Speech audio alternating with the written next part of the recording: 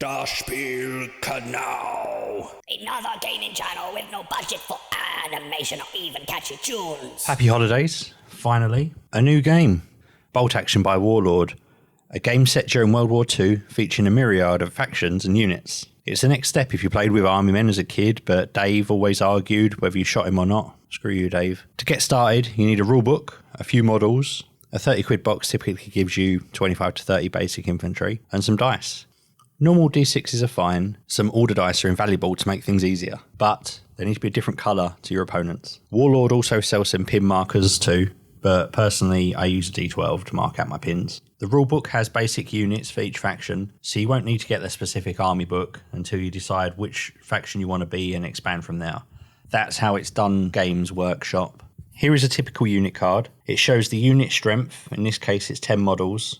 With a lot of units you can fill them at half strength. So these guys, you can see the name of the unit, what sort of squad it is, paratroopers, the point cost of them at their current size, what their experience level is, which is kind of your inexperienced, your regulars and your veterans, and that affects their morale and how difficult they are to wound. So veterans are typically wounded on a 5-up. You have weapons on the card, and any sort of special rules to do with the weapons are to do with the squad.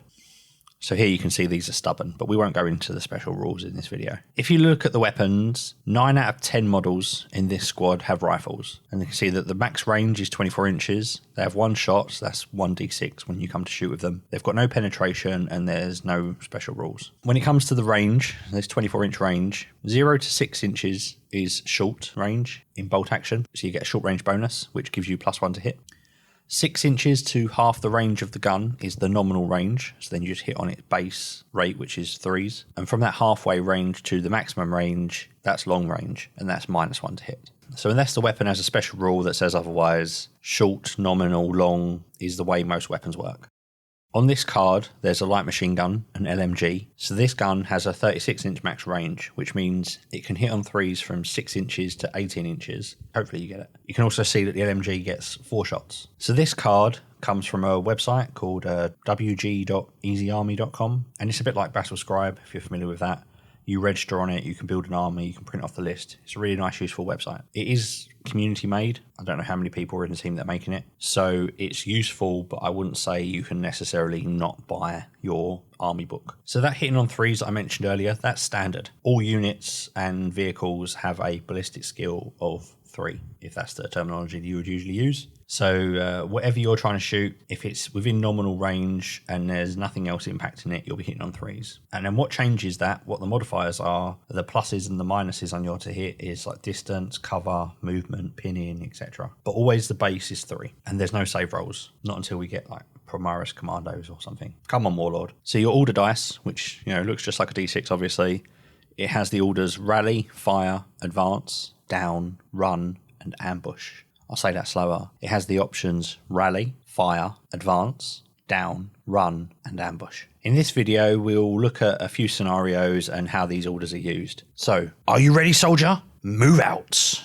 It was the night before Christmas, and all through the house, not a creature was moving, except these advancing commandos. Here we have some British commandos, some paratroopers, and some German grenadiers. You have 1 order dice per unit that you have on a table. You take all your order dice, your opponent takes all theirs, and you put them in one little bag. This is why they need to be different colours. Shake the bag up, obviously, don't look. You pick one, the colour of the dice shows who gets to go. You use that dice to pick which unit you want to move. Each unit can only do 1 order per round. Once you've done your order, you put that dice to one side, preferably by the unit with what the order was, then back to the bag, pick the next dice. If you've got more units than your opponent, you'll have more dice in the bag. As you lose units in the battle, those dice don't go back in the bag. They're gone. So in this scenario, the Brits drew the first dice and they've ordered the unit, the commandos, to advance. Advance is kind of a walk action, which for infantry, that's 6-inch move, and the option to fire afterwards if they want. Typically, it would be -1 to hit on that fire because you've moved, because you haven't had a chance to line up your shot, obviously. You've moved and then just fired your gun. If you want to climb over small terrain, hedges, small walls, shallow rivers, etc., you have to use the advance order. You can't run across those terrain items. So these commandos, they're going to move 6 inches over this hedge, and then they're going to fire on these grenadiers. Now these gents, they've got SMGs, which are assault weapons. So these are assault 2 weapons with a 12-inch range. Assault means they don't get the penalty to hit because of moving. Sweet. And the 2 means 2 dice. And the 12 inches means, oh, bugger. So only 5 of these guys are within that 12-inch range. So only 5 of them can shoot. So base hitting is 3, but they're outside of the nominal range, which, as it's a 12-inch gun, is only 6 inches. So they're -1 to hit. And yes, SMG's nominal range is also the same as what short range is. So that means SMGs are always firing at +1 or -1 to hit by their range. So the target's behind a wall, which is hard cover. So that's -2 to hit because of that. So you've got your 3 base to hit, -1 due to the range, -2 because of the cover. I'll give you a sec to work that out.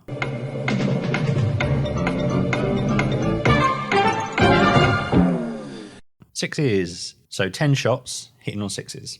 We got 2 hits. Now, because the Grenadiers were hit, they get a pin marker. More on those later. Now, to wound goes by the target unit's level or experience. That inexperienced, regular, veteran. Now, these Grenadiers are regular. So to take a wound, you need to roll a 4-up. If your weapon has penetration, which the SMGs don't, but if it did, it gets added to that roll to try and make that number. That's how you can damage vehicles, because vehicles' armor will be higher than what you can get with small arms. So you need to have weapons that can do penetrating damage. So as these SMGs don't have pen, I'll need to roll 4-ups to wound each of these units. And I get 1 on a roll of a 5. So my opponent, whose squad it is, he picks the model that he loses. And that's the end of that squad order. Now we go back to the Bag of Fate. German turn. How convenient. They will fire and have 2 potential targets. The commandos, who are closer, but not within short range, as we know, because we measured out. And you can't pre-measure in this game. Much like Necromunda, you can't pre-measure. So the commandos aren't within short range, and they are behind some cover. So the light cover from the hedge, which would make them -1 to hit. Or they can shoot on the paratroopers, who are further away, but in the open. They're going to go for the paras. So as the Grenadiers have a pin marker, they have to take a pin check before they will carry out their order. And that's a 2d6 roll, which has to equal or lower their morale. But each pin marker reduces the morale by 1, and you can have multiple pins. So regular troops have a morale of 9, -1 is 8. So 2d6 roll of 8 or less. Otherwise, the squad tells the officer to go do one. They pass. If a squad passes a pin check and they can carry out their order, they lose 1 pin marker. So the Grenadiers are no longer pinned. So now they can carry out their order, we can look at the weapon composition of the squad. Now the distance is 18 inches, which is outside the nominal range for rifles, but it's fine for an LMG. The Germans' LMG is 5 dice, because they have a special rule called Hitler's Buzzsaw, down with Hitler. They also have an assault rifle, an SMG and 6 rifles. But one of these will need to be the LMG loader, so they can't fire their weapon. The LMG is within nominal range, and the paras have no cover, so it's hitting on 3s. The rest of the weapons, they're not within nominal range, so they'll be hitting on 4s, so we'll roll them separately. LMG fires, 3 hits. The paras are veterans, so they're wounded on 5s. Rolling those 3, they got no wounds, no 5-ups. But the paras do get 1 pin because they were hit. Next, move on to the rest of the weapons. Now, regardless of the number of shots and hits, unless a weapon has a special rule that says otherwise, the target squad will only get 1 pin marker. A different squad will have to fire on them to get another pin on them. So the fire action ends, 1 casualty. Final wall of dice in the bag. We know it's going to be paras, or we know it's going to be British, and use that for the paras because that's the only squad available. They're going to run. So a run is double time. So you take that 6 inches, you double it, 12 inches. And a run is also the order that you need if you want to enter a building. So once you've completed your run movement, all the models have to be within 1 inch of the building to enter it.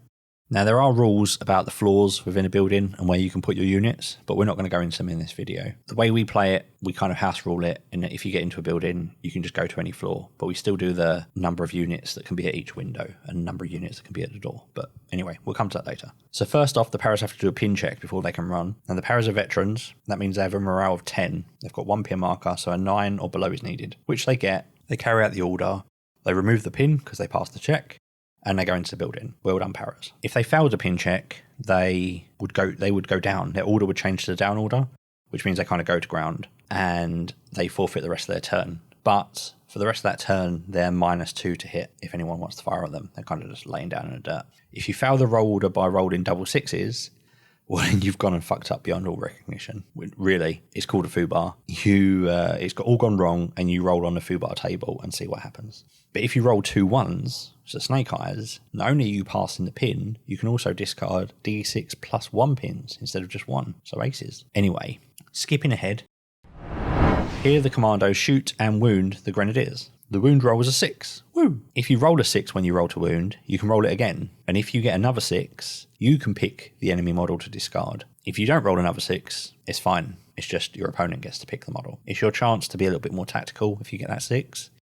In this case, get rid of that pesky LMG, because he's the one that's dishing out 5 shots every turn. So we'll skip ahead a little, and here the grenadiers have 2 pins, and they're going to fire at the commandos, and they pass the pin check, so they remove one of the pins. Now, because they still have a pin, all their hit rolls are -1, and this stacks as well. So if they had 2 pins and they were firing, they'd be -2 and 3, -3, etc, etc. If all your modifiers, so your pins, the cover, etc, blah, blah, blah, if that would take it beyond a 6 to hit, so say, you know, they're at long range, you're pinned and they're behind hard cover, so that would be like a 7 up. You can still take the shot, and you're hitting on 6s, going on 6s. So you roll your shots and you need to get a 6, and then for each of the 6s, you roll again and you need to get a 6 to get the hit, and then you roll to wound.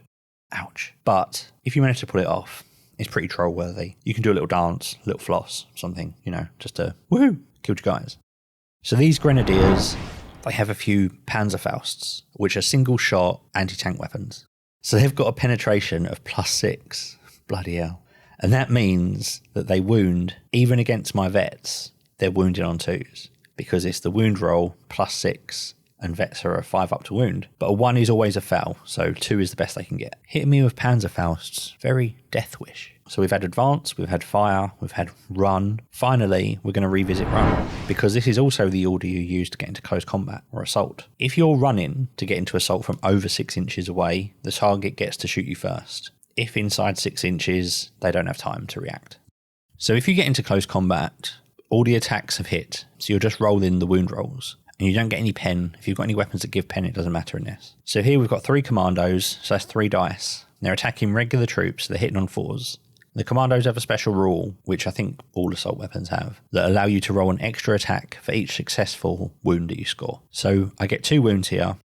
I roll those 2 again and get another 1. So that's 3 dead Germans. With what the Germans have left, they attack back, and they're wounded on 5s because the commandos are vets. And they only kill 1, so the commandos win.